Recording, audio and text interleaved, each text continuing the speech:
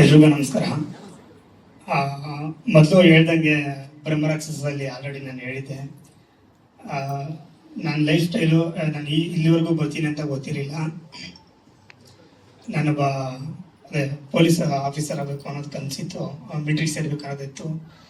But ನಾನು ನಿರ್ದೇಶಕನಾಗ್ತೀನಿ, ಇಲ್ಲಿವರೆಗೂ ಬರ್ತೀನಿ, ಒಂದು ಸಂಸ್ಥೆ ಕಟ್ತೀನಿ ಅಂತ ದೇವರೇ ನನಗೆ ಗೊತ್ತಿಲ್ಲ. ನನ್ನಿಂದ ಒಂದು ಸಿನಿಮಾ ಆಗುತ್ತೆ ಅಂತಲೂ ಗೊತ್ತಿರಲಿಲ್ಲ. ಅದಕ್ಕೆ ಮೇನ್ ಬುನಾದಿ ಬಂದು ನಮ್ಮ ಅಪ್ಪ ಅಮ್ಮ. ಅದಕ್ಕೆ ಮೂಲ ಕಾರಣ ನಮಗೆ ಬ್ಯಾಕ್ ಬೋನ್ ನಿಂತ್ಕೊಂಡಿರೋ ನಮ್ಮ ಅಜಯ್ ಸರು, ಆಮೇಲೆ ನಮ್ಮ MS ತ್ಯಾಗರಾಜ್ ಸರು, ನಮ್ಮ ಚಾಣು ಅಣ್ಣ ಅಂತ ಇದ್ದಾರೆ. ಮೇನಾಗಿ ನಮ್ಮ ತ್ಯಾಗಣ್ಣವರಪ್ಪ ಬಂದು ಮೋಹನ್ ಸರ್ ಅವರು, ಅಮ್ಮವ್ರು ಬಂದು ನನಗೆ ತುಂಬ ಬ್ಯಾಕ್ ಬೋನ್ ಆಗಿ ತುಂಬ ಸಪೋರ್ಟ್ ಮಾಡಿದ್ದಾರೆ. ತುಂಬ ನರ್ವಸ್ ಆಗ್ತಾ ಇದ್ದೀನಿ. ಆರಾಮಾಗಿ ಮಾತಾಡಿ, ಸ್ವಲ್ಪ ಹಿಂದೆ ರೆಸ್ಟ್ ಮಾಡಿ. ಆರಾಮಾಗಿ ಮಾತಾಡಿ. ನೀವು ಬಗ್ಗಿದ್ರೆ ಕ್ಯಾಮ್ರಾದವ್ರಿಗೆ ಮೂಮೆಂಟ್ ಕಷ್ಟ ಆಗತ್ತೆ.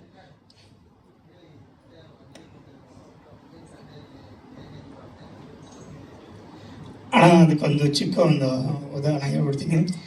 ಬ್ರಹ್ಮರಾಕ್ಷಸ ಆ್ಯಕ್ಚುಲಿ ರಿಲೀಸ್ ಆಗಬೇಕಾಯಿತು, ಕಾರಣಾಂತರಗಳಿಂದ ಸ್ವಲ್ಪ ಡಿಲೇ ಆಯಿತು. ನಾವು ಅದ್ರ ಮೇಲೆ ತುಂಬ ಒಂದು ಎಕ್ಸ್ಪೆಕ್ಟೇಷನ್ ಇಟ್ಕೊಂಡಿದ್ದೆ, ಏನೋ ಲೈಫ್ ಸ್ಟೈಲ್ ಏನೋ ಚೇಂಜ್ ಆಗುತ್ತೆ ಅನ್ನೋದೊಂದಿತ್ತು, ಆಸೆ ಇತ್ತು ತುಂಬ. ಅಲ್ಲಿ ನಮ್ಮ ಇಡೀ ತಂಡಗೂ ಅದು ಒಂದು ಆಸೆ ಇತ್ತು. ಕಾರಣಾಂತರಗಳಿಂದ ಸ್ವಲ್ಪ ಡಿಲೇ ಆಯಿತು. ಮುಂದೆ ಏನು ಮಾಡಬೇಕು ಅನ್ನೋದು ಗೊತ್ತಿರಲಿಲ್ಲ, ತುಂಬ ಯೋಚನೆ ಮಾಡ್ಕೊಂಡು ಕೂತಿದ್ದೆ. ಆ ಟೈಮಲ್ಲಿ ಏನೋ ಒಂದು ಪಾಯಿಂಟ್ ಆಫಲ್ಲಿ ಒಂದು ವಿಷಯದಲ್ಲಿ ಶ್ರೀಕೃಷ್ಣನ ಬಗ್ಗೆ ಒಂದು ಥಾಟ್ ಬಂತು. ಯಾಕೆ ಒಂದು ಶ್ರೀಕೃಷ್ಣನ ಒಂದು ಟೈಟ್ಲ್ ಮೇಲೆ ಇಟ್ಕೊಂಡು ಒಂದು ಸಿನಿಮಾ ಮಾಡಬಾರ್ದು, ಏನಿಲ್ಲದೇನೆ ನಾನು ಇಲ್ಲಿವರೆಗೂ ಬಂದಿದ್ದೀನಿ. ನನ್ನ ಮನಸ್ಸಲ್ಲಿ ಏನು ಒಂದು ಥಾಟ್ ಕೊಟ್ಟಿದ್ದೇನೆ ಭಗವಂತ, ಅದ್ರ ಮುಖಾಂತರ ಒಂದು ಸಿನಿಮಾನ ಶುರು ಮಾಡೋಣ ಅಂದಾಗ ನನ್ನ ಇಡೀ ಸಿನಿಮಾ ತಂಡ ಬ್ರಹ್ಮರಾಕ್ಷಸದಲ್ಲಿ ಏನು ಟೆಕ್ನಿಷಿಯನ್ ಆಗಿ ಎಲ್ಲ ಕೆಲಸ ಮಾಡಿದಾರೋ ಅವರೆಲ್ಲರೂ ಕೂಡ ಇಲ್ಲಿ ಇನ್ಕ್ಲೂಡಿಂಗ್ ಆಗಿ ಕೆಲಸ ಮಾಡಿದ್ದಾರೆ. ಎಡಿಟರ್ ಒಬ್ರು ಬಿಟ್ಟು ಇನ್ನೆಲ್ಲ ಅದೇ ಮ್ಯೂಸಿಕ್ ಡೈರೆಕ್ಟರ್ ಆಗಿರ್ಬೋದು, MS ತ್ಯಾಗರಾಜ್ ಸರ್ ಆಗಿರ್ಬೋದು, ಆಮೇಲೆ ಎಡಿಟರ್ ಬಂದು ಕೀರ್ತಿರಾಜು ಅಂತ, DA ಬಂತು ಪ್ರಜ್ವಲ್, ಇದು DOP ಬಂದು ಅನಿರುದ್ಧ್ ಅವರು ಅಂತ, ಲಿರಿಕ್ಸ್ ಬಂದು MS ತ್ಯಾಗರಾಜ್ ಅವರು ಕೂಡ ನಮ್ಮ ಅಣ್ಣವರೇ ಮಾಡಿದ್ದಾರೆ. ಅದ್ರ ಜೊತೆಗೆ ಚಾಣಕ್ಯ ಆರ್ ಅಂತ ಅನ್ನೋರು ಮಾಡಿದ್ದಾರೆ.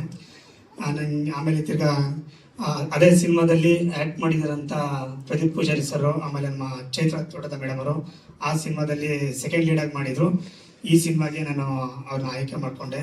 ಕತೆಗೆ ಪೂರ್ವಕವಾಗಿತ್ತು ಮಾಡಿಕೊಂಡೆ. ಅದಾದ್ಮೇಲೆ ಈಶ್ವರ್ ಶೆಟ್ಟಿ, ಆಮೇಲೆ ಕಳಶೇಗೌಡರು ಅಂತಿದ್ದಾರೆ, ಸಿದ್ದು, ಆಮೇಲೆ ಸೂರ್ಯಪ್ರಕಾಶ್ ಅವರು.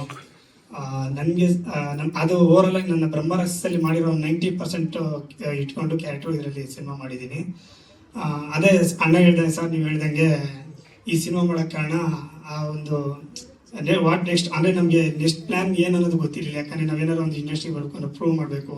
ಬಟ್ ಆ ಸಿನಿಮಾ ಹಂಗಾದಾಗ ಇದ್ರ ಮೇಲೆ ಏನಾದರೂ ನಾವು ಬೆಳಕಿ ಬರಬೇಕು.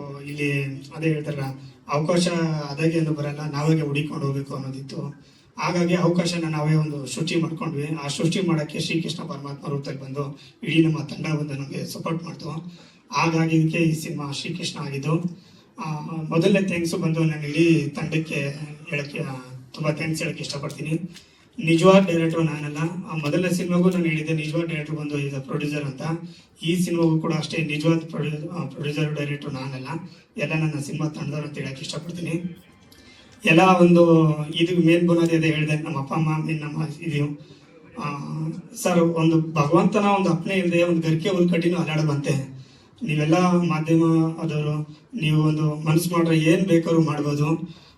ಒಂದು ಸಣ್ಣ ಅಂದರೆ ಸಣ್ಣ ಸಿನಿಮಾಗೂ ಕೂಡ ನೀವು ಸಪೋರ್ಟ್ ಮಾಡ್ಕೊಂಡು ಬಂದಿದ್ದೀರಾ. ಬಟ್ ನೀವು ಮನಸ್ಸು ಮಾಡ್ರೆ ಈ ಸಿನಿಮಾನ ಇನ್ನೆಲ್ಲ ತೊಗೊಂಡೋಗಿ ರೀಚ್ ಮಾಡ್ಬೋದು. ಬಟ್ ಅದಕ್ಕೂ ಮೀರಿ ನಾನೇನು ಹೇಳೋಕ್ಕಾಗ್ತಿಲ್ಲ, ಯಾಕಂದ್ರೆ ತುಂಬ ನರ್ವಸ್ ಆಗ್ಬಿಟ್ಟಿದ್ದೀನಿ. ಇದಕ್ಕೆ ನನಗೆ ಬ್ಯಾಕ್ ಬೋನ್ ಆಗಿ ನಮ್ಮ ಅಪ್ಪಾಜಿ ಸರ್, PR ನಾಗೇಂದ್ರ ಸರ್ ಅಪ್ಪಾಜಿಯವರು, ಬ್ರಹ್ಮರಾಕ್ಷಸಗೂ ಸಹ ಕೂಡ ಅಪ್ಪಾಜಿ ಕೂಡ ಮಾಡಿದ್ದು. ಈ ಕುಂಬಳಕಾಯಿಯಲ್ಲಿ ಇರೋ ಕಾಸನ್ನೆಲ್ಲ ತಗೊಂಡೋಗಿ ಸಿನಿಮಾ ನೋಡಿದ್ವಿ ಗೋವರ್ಧನ್ ಥಿಯೇಟರ್ ಜೋಗಿ ಫಿಲಮ್.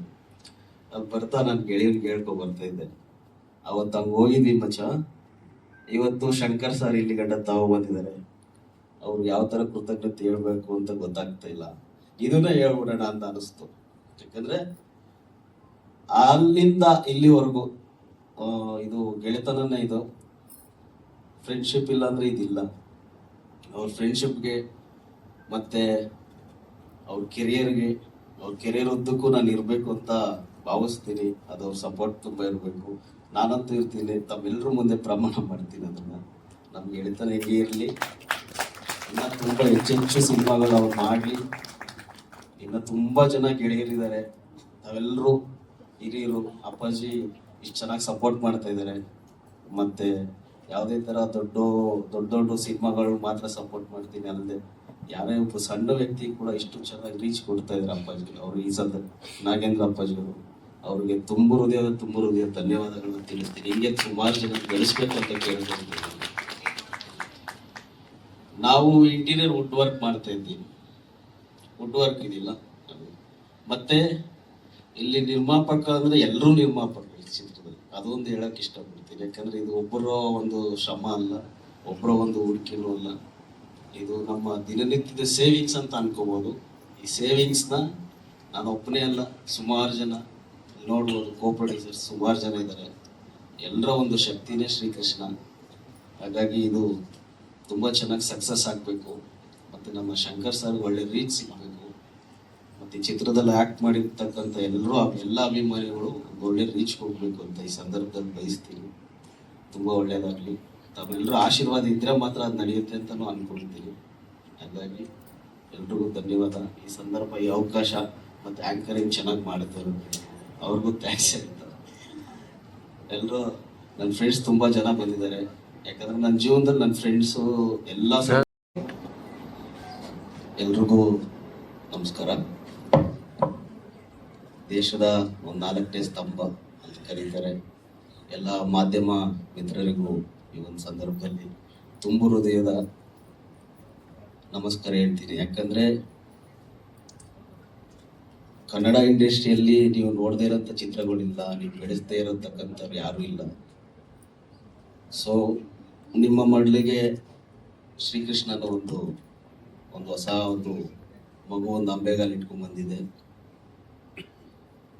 ಈ ಸಿನಿಮಾನ ನಾವು ಬೆಳೆಸ್ತೀರಂತ ಆಶಿಸ್ತಾ, ನಂಬಿಕೆಯಿಂದ ತಮ್ಮೆಲ್ರಿಗೂ ಧನ್ಯವಾದಗಳೊಂದಿಗೆ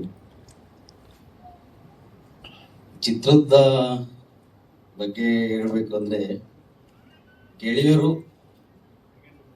ಗೆಳೆಯರು ಮಾತ್ರನೇ, ಗೆಳೆಯರಿಂದ, ಗೆಳೆಯರಿಗೋಸ್ಕರ ನಾವೆಲ್ಲ ಗೆಳೆಯರು ಸೇರಿ ಈ ಒಂದು ಪ್ರಯತ್ನದತ್ತ ಸಾಗಿದೀವಿ ಅಂತ ಹೇಳ್ಕೊಬೋದು. ಯಾಕಂದ್ರೆ ಫುಲ್ಲು ನನಗೆ ಕಾಣಿಸಿದ್ದು ಒಂದು ಸ್ನೇಹ ತುಂಬ ಇದೆ ಇದರಲ್ಲಿ. ಸ್ನೇಹಕ್ಕೋಸ್ಕರ ಯಾವ ಎಕ್ಸ್ಟ್ರೀಮ್ಗೆ ಲೆವೆಲ್ಗೆ ಹೋಗ್ಬೋದು, ಅದರಲ್ಲೂ ತಾಳ್ಮೆಯಿಂದ. ಶ್ರೀಕೃಷ್ಣನಲ್ಲಿ ನಾವೆಲ್ಲ ನೋಡ್ಬೇಕಾಗಿರೋದೇ ತಾಳ್ಮೆನ. ಯಾಕಂದ್ರೆ ತಾಳ್ಮೆ ಇಲ್ಲ ಅಂದ್ರೆ ಶ್ರೀಕೃಷ್ಣ ಇಲ್ಲ. ಹಾಗಾಗಿ ತುಂಬ ಚೆನ್ನಾಗಿ ಬಂದಿದೆ, ಅದ್ಭುತವಾಗಿದೆ. ಮ್ಯೂಸಿಕ್ ಮಾತ್ರ ಇವತ್ತಿನ ಹೀರೋಗಳು ತ್ಯಾಗರಾಜ್ ಸರ್ ತುಂಬ ಅದ್ಭುತವಾಗಿ ಒಂದು ಮ್ಯೂಸಿಕ್ ಮಾಡಿದ್ದಾರೆ. ಹಾಗೆ ಹೀರೋಯಿನ್ ಮೇಡಮ್ ಅವರು ಕೂಡ ತುಂಬ ಚೆನ್ನಾಗಿ ಒಂದು ಪಾತ್ರನ ಅದ್ಭುತವಾಗಿ ಮಾಡಿದ್ದಾರೆ. ಈ ಸಿನಿಮಾದಲ್ಲಿ ಪ್ರತಿಯೊಬ್ಬರು, ನಮ್ಮ ಪ್ರಕಾಶ್ ಆಗಲಿ, ಪ್ರತಿಯೊಬ್ಬರು ಹೆಸರು ಬೇಡ, ನಮಗೆ ಕೈ ಹಿಡಿಗುತ್ತಂತ. ಸೊ ಎಲ್ಲರೂ ತುಂಬ ಚೆನ್ನಾಗಿ ಅಭಿನಯ ಮಾಡಿದ್ದಾರೆ. ಮಾಧ್ಯಮ ಮಿತ್ರರಲ್ಲಿ ಮತ್ತೊಮ್ಮೆ ಕೇಳ್ಕೊಳ್ತೀನಿ, ಎಲ್ರೂ ಬೆಳೆಸ್ತಾ ಇದ್ದೀರಾ ಚೆನ್ನಾಗಿ. ನಮ್ಮ ಒಂದು ಚಿತ್ರತಂಡನೂ ಬೆಳೆಸ್ತೀರಾ ಅಂತೇಳಿ ಮತ್ತೊಮ್ಮೆ ಈ ಸಂದರ್ಭದಲ್ಲಿ ತಮ್ಮೆಲ್ರಿಗೂ ಧನ್ಯವಾದಗಳು ಅಂತೀನಿ. ಮತ್ತು ಇನ್ನೊಂದು ಹೇಳ್ಬೇಕಂತ ಇಷ್ಟಪಡ್ತೀನಿ. ನಿರ್ಮಾಪಕರು ಅಂದಿದ ತಕ್ಷಣ ನನಗೆ ಒಂಥರ ನರ್ವಸ್ ಆಗಬೇಕು. ಯಾಕಂದ್ರೆ 22 ವರ್ಷದ ಹಿಂದೆ 2004-5 ಅನ್ಕೊಂತೀನಿ.